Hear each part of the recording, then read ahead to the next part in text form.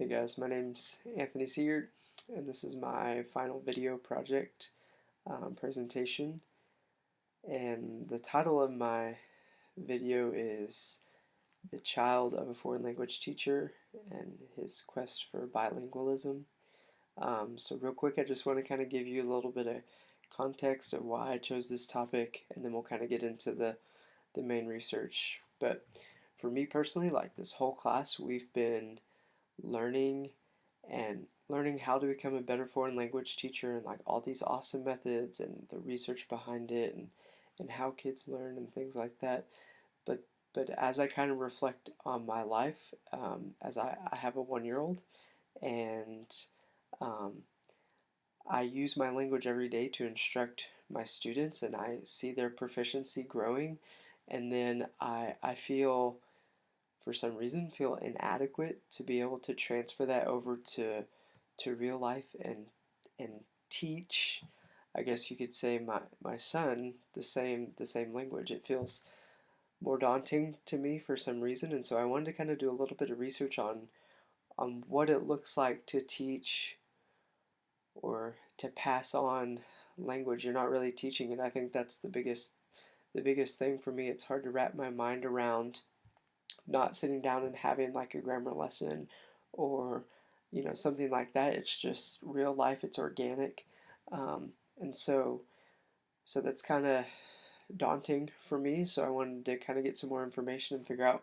how people do it, what works, what doesn't work, and kind of figure that out because it's really something that personally I want to do. I want to be able to pass my language abilities and my passion for language and culture on to my children. And I just think that would be a really unique, really special bond that we could have with each other. And so I'm committed to do it. At least I think I am. And so that's what this presentation is going to kind of be about. Is just how to approach um, bilingualism for children and specifically infants, and just kind of what that looks like and what your options are, and what works, what doesn't work, um, and we'll kind of see.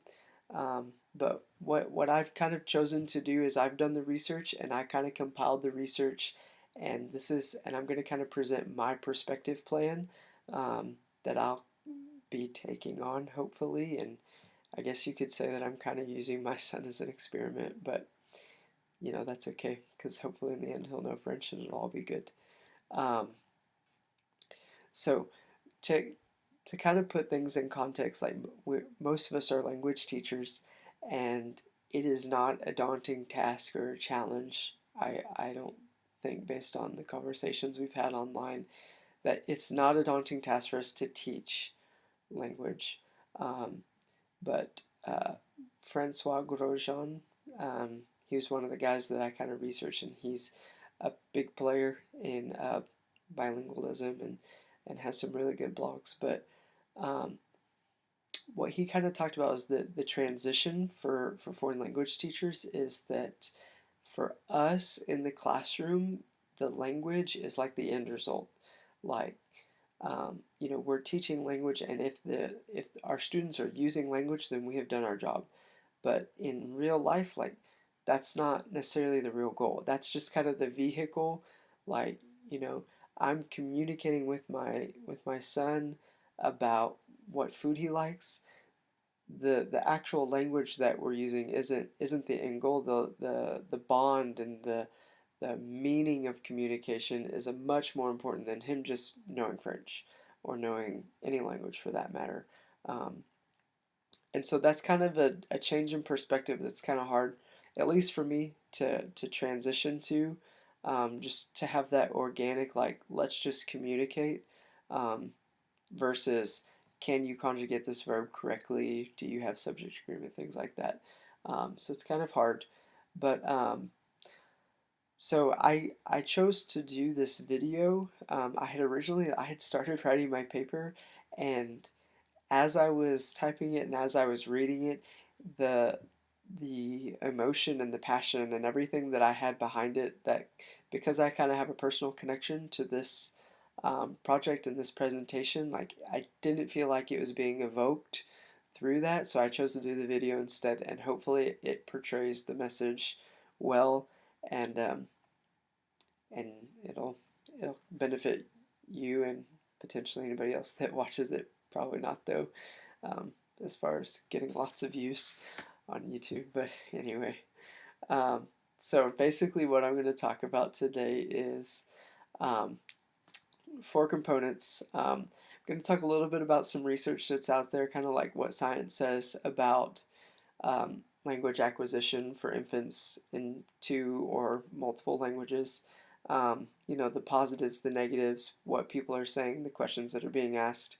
Then we're going to kind of go into what strategies are out there as potential ways for you to and try and implement bilingualism in your household. And then like number three is just literally like what does that look like in real life, like really practical. Here's kind of some potential activities, things that you could do. um, and then the last one is potential problems, because that was probably the most research that I found was parents who were just trying to wing it, and they ran into lots of problems and weren't really sure what to do next, or why they were confused as to why their child was reacting like that. So just kind of, trying to present those and being like, yes, this is normal. Yes, almost everybody goes through this. Here's how you can kind of combat that. And then hopefully by the end, you have a child that's bilingual, and you can share that experience and um, just enjoy life in multiple languages, which would be so awesome. Um, so getting down to the research, there's a lot of research out there as far as like what science says about how learning a different language affects our brains. Most of it is positive in the past. You know, there might have been both sides, but for the most part now, I feel like it's pretty common knowledge that by learning a second language, especially as an infant or a child, like it's going to help your creativity and your problem solving skills. Um, Also going to help your written reflection, written expression, and just like be able for you to articulate and communicate more effectively, is what a lot of the research, the studies that I found said. I also found some research that said, that a lot of diseases and diagnosis that happen with Alzheimer's and dementia, things like that affect the brain, um, by learning a second language, especially as an infant, it kind of offsets some of those risks. Just I guess the way that the brain is used to use those languages and the way it interacts, it has some kind of effect on that. So lots of really good things going on cognitively. There was one study that I found really interesting. It was called the shape test, and what it did is it showed pictures of fruit, but then like on the fruit or in the fruit there was another smaller fruit. So like there might be an orange, but then it might have a picture of on the orange or in the orange there's like a little banana. And what this study did is it asked the kids or the infants to identify. It wasn't infants actually; it was babies or kids, but um, to identify the smaller fruit. Um, and most monolingual kids who only speak one language, they had a really they could not recognize the smaller fruit. They just saw the big fruit. But then the bilingual kids, the ways that their brain works is because they know the two languages and they're able to determine like which one to use at which time flawlessly. Their brain is able to see both of them and then determine which one needs to be identified. Um, they call that selective attention. Um, and so what it does is it kind of, by learning the two languages, it trains your brain to not listen to certain parts and listen to other parts at the same time, which is kind of mind blowing. But so it helps a lot with like less ADD issues. They're able to concentrate and they have a better control, better self control, and they're able to make better choices and things like that. So really interesting stuff. I'm not necessarily a science guy, so a lot of some of that research is kind of over my head, but a lot of those I could kind of see and kind of get into, and also just as somebody who's learned a foreign language, not as an infant, but I can see some of the things. Like I definitely know that my written expression is better after learning a second language. Just learning grammar and how things are constructed and stuff. It really helps. So I can't imagine what it would be like to have that from the beginning, just where it would be off. So those are some cognitive benefits, also some social benefits. Obviously, you're going to have a better worldview and a wider worldview of cultures and different people and things like that. But also, you're being open to a whole new world of like literature and music, and so you're really doubling not only your language skills but your culture skills as well. And um, so which could have a huge impact on your personality and just the way you interact with people. And then, thinking more long term, like realistically, things like jobs and money and things like that, being bilingual is huge. And depending on where you live, could be a huge um, um, helper is in the job market, a huge aspect that could definitely benefit you. Um, the other thing with research is probably the number one question was like, if I try and teach my child a second language, am I going to screw them up? Um, and as as a parent who has a 1 year old, I feel like you ask yourself that a lot. Like, if I do this, am I going to screw him up? If I do, like just parenting itself is an adventure, and so I think just the language aspect is just another adventure of that. You're not going to screw your kid up, in my opinion. Like, I personally believe that God created children to be strong and to be relentless because parents don't know what they're doing half the time, and it's just kind of like trial and error. And so um, that's my opinion. Now, there's also a lot of research that says you're not going to screw your kid up. Like, they're not going to not learn any language or become nonverbal or have disorders or be confused or anything like that. Like, in the past, there was some discussion about that in the research world, but it's pretty much been established that like there's no negative aspects that could negatively harm the intellect of your child or the social aspect of your child. Um, so as far as the question of do it or not do it, scientifically it says do it. But then we'll kind of get into like if you want to do it, that's awesome, but you have to be like extremely committed because this is not something that even like it has nothing to do with how well you speak the language. You could be a native speaker, and depending on your environment and your effort and things like that, like that's not a guarantee that your child's going to be bilingual. Um, so um, getting now into a little bit of the strategy and the approaches, the different approaches you can take to becoming bilingual. Um, the first thing, the big question is when should you start? Obviously, the earlier the better. At birth, just starting to speak, even though they can hear and they can start to form the sounds. Um, there's kind of some gray area there, but from the research that I did, it said, 0 to 3 months is the window if you want to get near native fluency and pronunciation, accent, things like that. Um, it said 10 months is when they can start to kind of distinguish speech and hear sounds more distinctly and things like that. So like basically 10 months to 3 months, or not 3 months, 3 years, um, is kind of the ideal window. Some other research said it could go all the way up to 6 or 7 years. That's kind of the larger window if you miss the key one. But honestly, like for me and most people who know a foreign language, especially in the U.S., it does not happen from 0 to 7.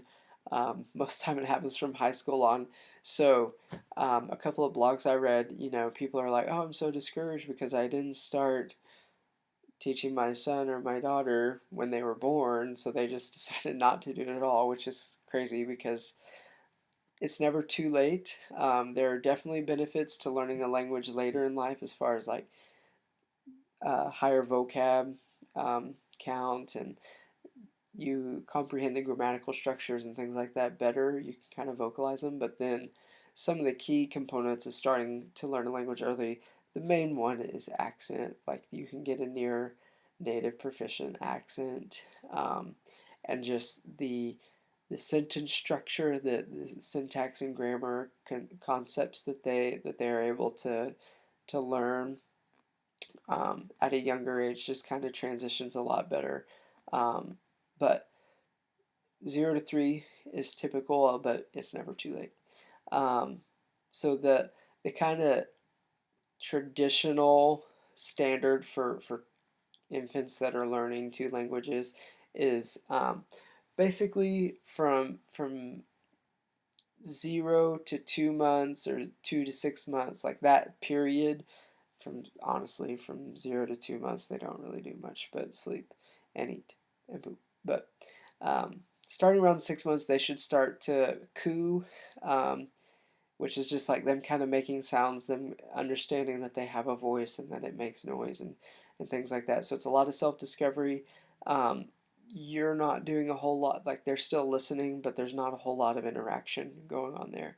And then let's see, six to around 6 months, they should start babbling.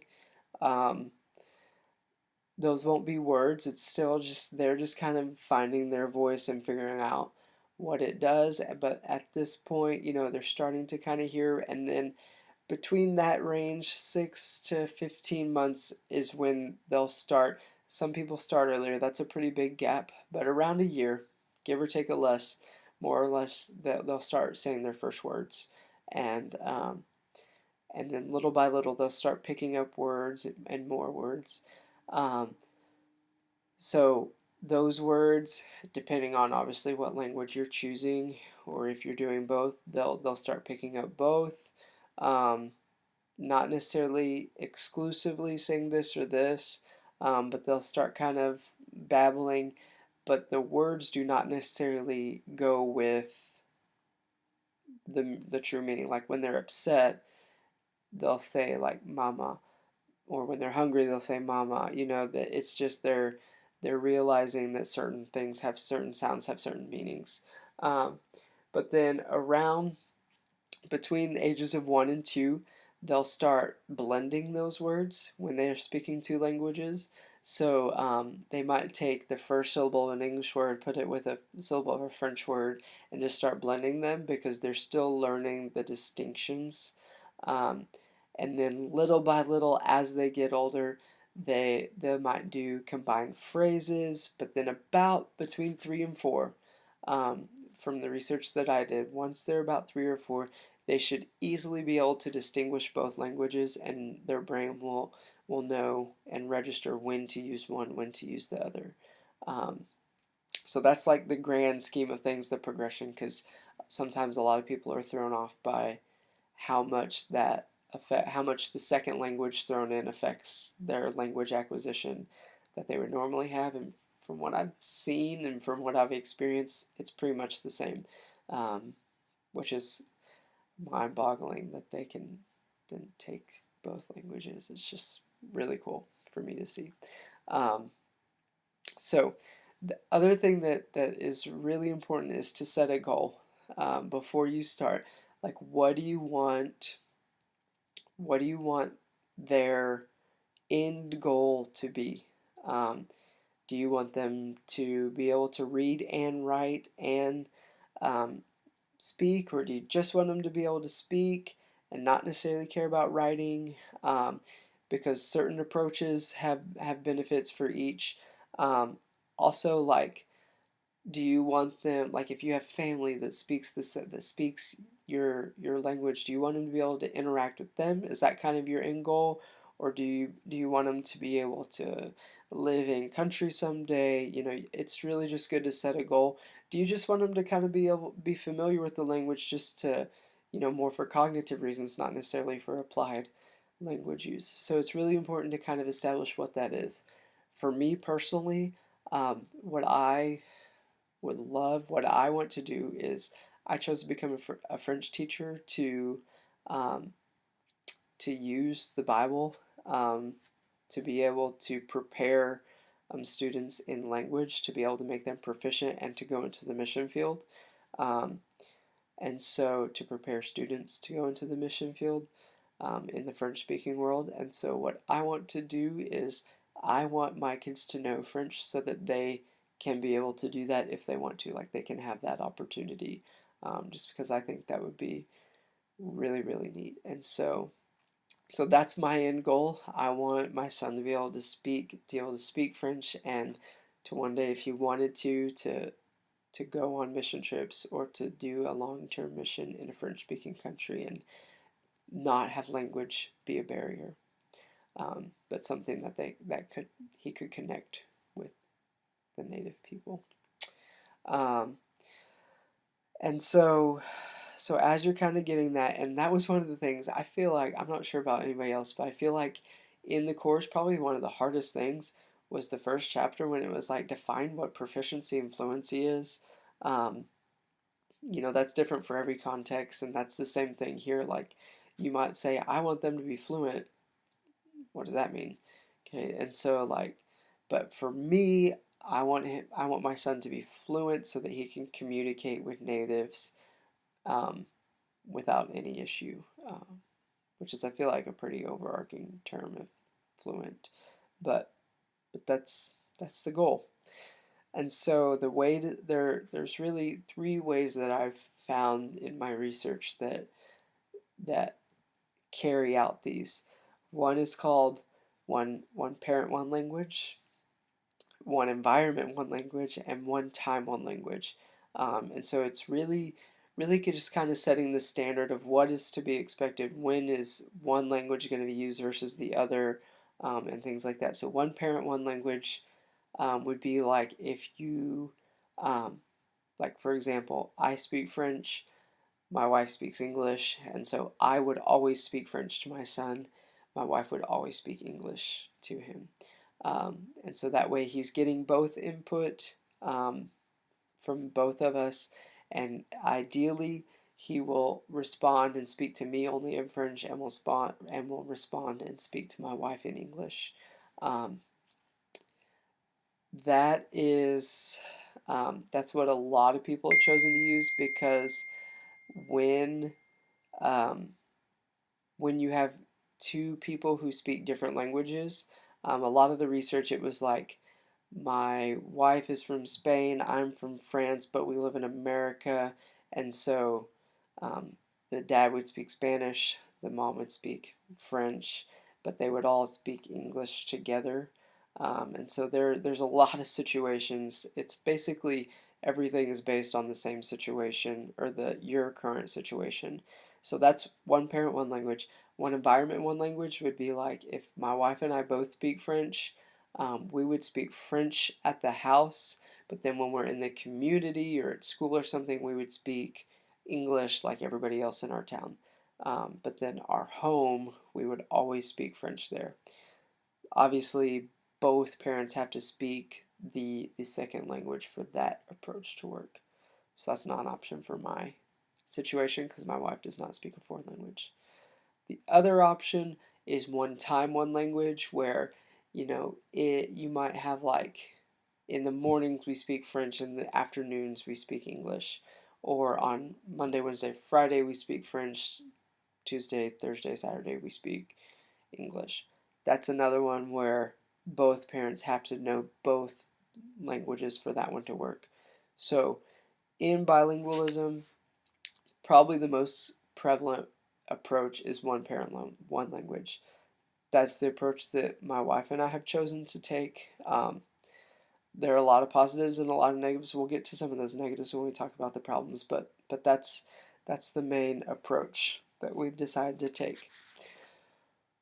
So now it's kind of like getting to, all right, that's going to kind of be how it works, but what does that look like in everyday life? That's kind of the main, and really it boils down to two things. When you're teaching somebody two languages, that second language, they have to have, and in research they call that the minority language. Um, in research, you have to have two things. Number one, they have to have motivation to learn the language, and they have to have exposure. So the motivation is like, why? And that's the main thing, because in my personal example, when obviously my son is going to know that I speak English, so why would he have to learn this whole other language when he can learn the language that he uses with everybody else with me, because I speak that language? So he has no motivation to learn French. So my job, if I want him to be bilingual, is to create that motivation.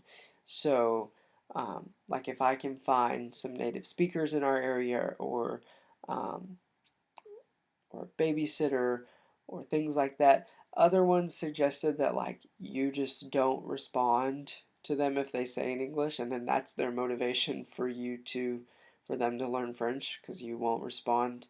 Um, I don't know how I feel about that one. We'll see, because I don't want it to be like I'm forcing him to learn this language. I want him to want to, but the motivation is huge.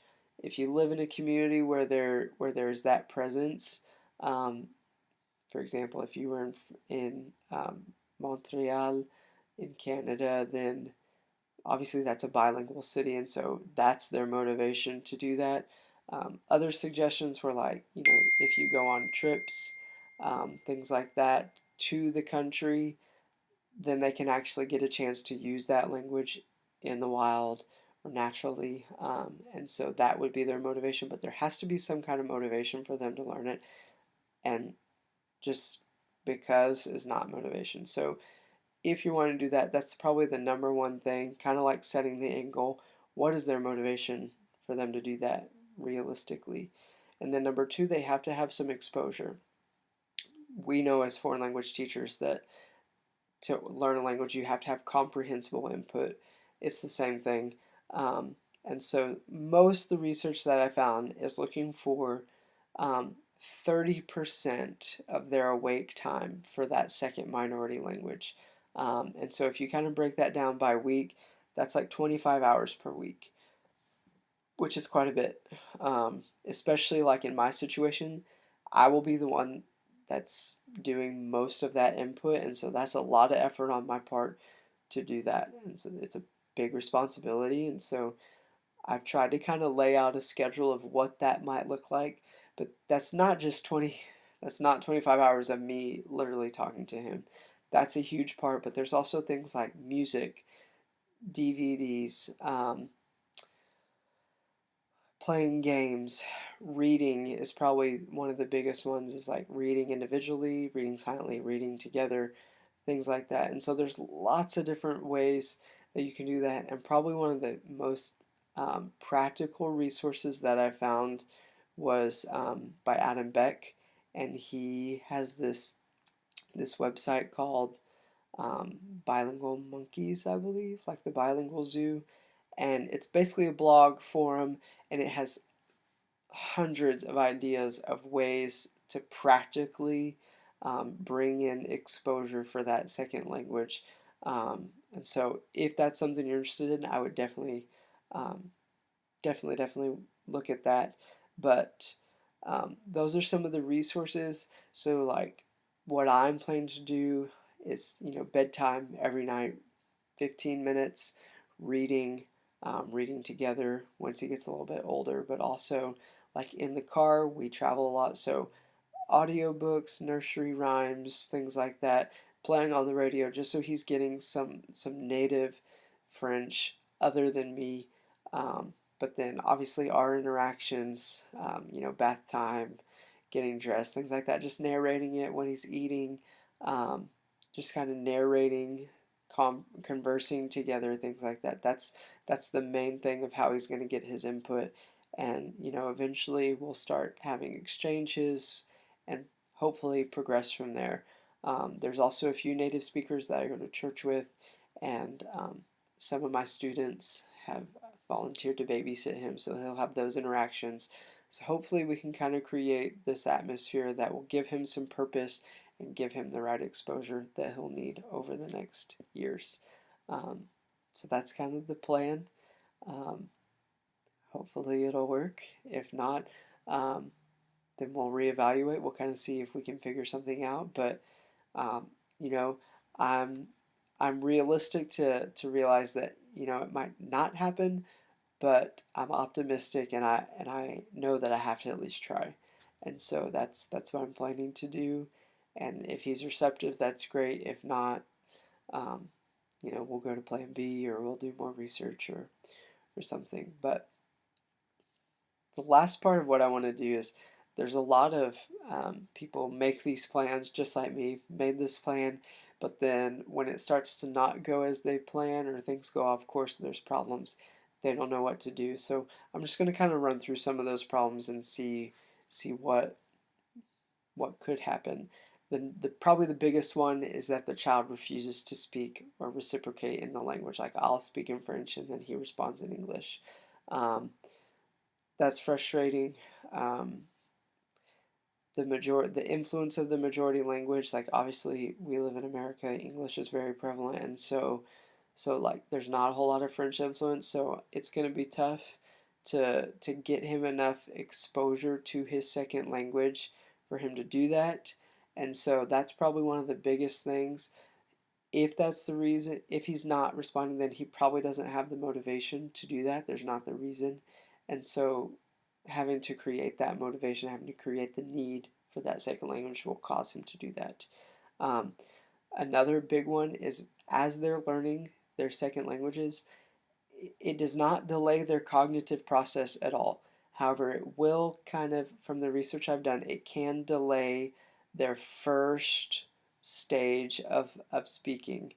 Just the processing, it does take a little bit longer. And so people get a little bit worried when they're like, okay, my son or my daughter's still not speaking.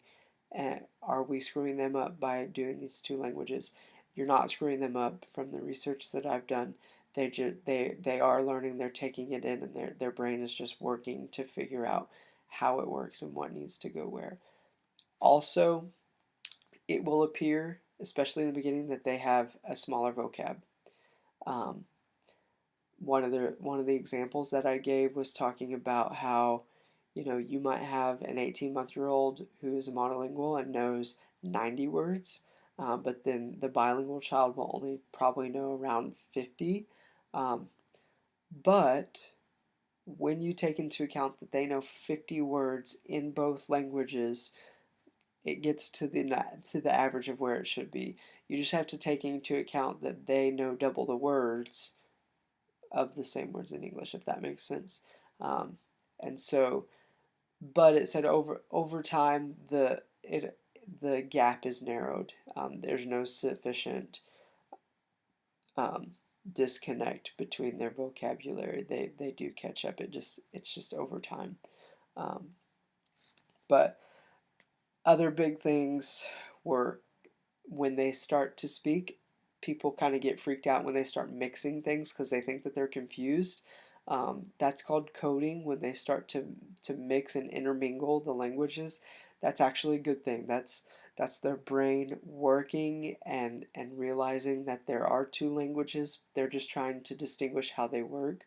So it's not a bad thing. They're not confused. That's their brain working, and then eventually they will learn to separate them. But that's just kind of the stepping stone. But people kind of get freaked out and they think, oh, I'm screwing them up. They're not going to know either one. Um, but they will. You just have to stay the course. That's just a process in the language learning process. Okay. Um, Other things like school and family, those are big decisions as you kind of get down the road that can kind of throw a wrench into your process or program. But like I said, you just kind of have to kind of reevaluate and see what's working, what's not. Do I need to add more input? Things like that. Um, the last one, and this is the one that my wife and I are kind of struggling with, is like, obviously I'm going to be speaking, we're doing one parent, one language, so I'm going to be speaking French to my son. But in our house, how do my wife and I interact in front of our son, and in public? How do I interact with other people? Because that's when he's going to start realizing that I know both languages, and then you lose some of that motivation. So I'm still trying to figure out what that looks like.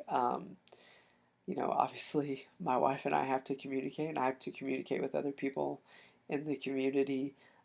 So I don't want to pretend like I have all the answers because I don't. Most of this is hypothetical up to this point. So, so I'm still trying to figure out what that looks like on a daily basis as far as how I interact with others. But I do know that I will at least be attempting to interact with my son in French in the second language. So, um, those are just some issues, but nothing's off the table as far as will it work, will it not work.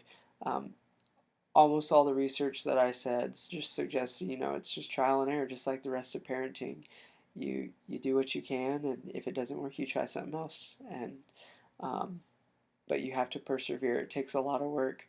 Um, just this week, I'm planning to start this summer as we kind of wrap up school, because my son just turned a year, and so just this week I've been on Amazon looking for foreign language French books, baby games, baby nursery rhymes, all these things, toys, um, just so many things, and it takes a lot of effort, but for me, it's so worth it.